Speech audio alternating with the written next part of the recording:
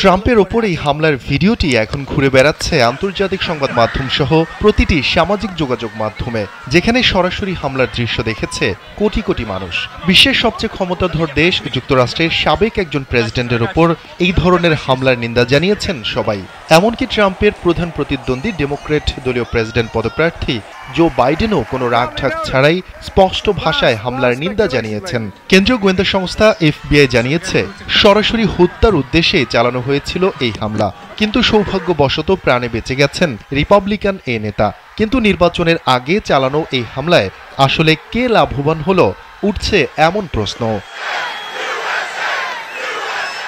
নগদের কাছে সব গ্রাহকই প্রিয়, তাই তো সারা দেশে ক্যাশ আউট চার্জ সবচেয়ে কম। ব্রিটিশ সংবাদ মাধ্যম বিবিসির north American editor Sarah Smith বলেছেন, হামলায় ট্রাম্প আহত হয়েও রক্তাক্ত অবস্থায় মুষ্টিবদ্ধ হাত উপরে তুলে হার না মানার ইঙ্গিত দিয়েছেন। এই ছবি কেবল ইতিহাস নয়, আগামী নভেম্বরে প্রেসিডেন্ট নির্বাচনের গতিপথও পরিবর্তন করে দিতে পারে। কারণ প্রধান দুই দলের বাইরে সুইং ভোটার বা যারা কাকে ভোট দেবেন তা নির্ধারণ করেননি, তারা ট্রাম্পের প্রতি সহানুভূতিশীল হতে পারে এবং ট্রাম্পের হার না মানা মানসিকতায় মুগ্ধ হতে পারেন। ট্রাম্পের ওপর হামলা এবং রক্তাক্ত হওয়ার এসব ছবি বেশ দ্রুতই সোশ্যাল মিডিয়ায় পোস্ট করা হয়। এমনকি সাবেক মার্কিন প্রেসিডেন্টের ছেলে এরিক ট্রাম্পও এসব ছবি পোস্ট করেছেন। সেখানে ক্যাপশনে তিনি লিখেছেন, আমেরিকার এ ধরনের যোদ্ধাই প্রয়োজন।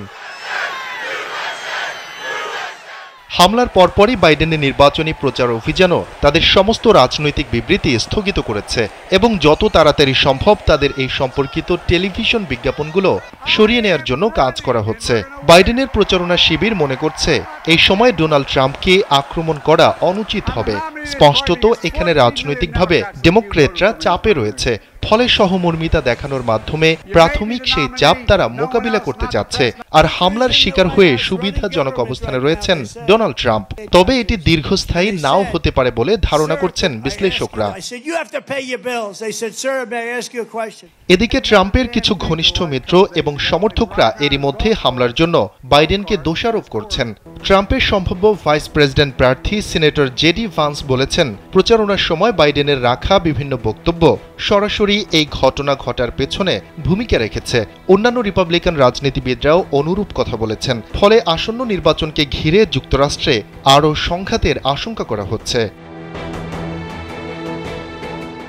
শফিকুল ইসলাম শান্ত, কাল বেলা ডেস্ক।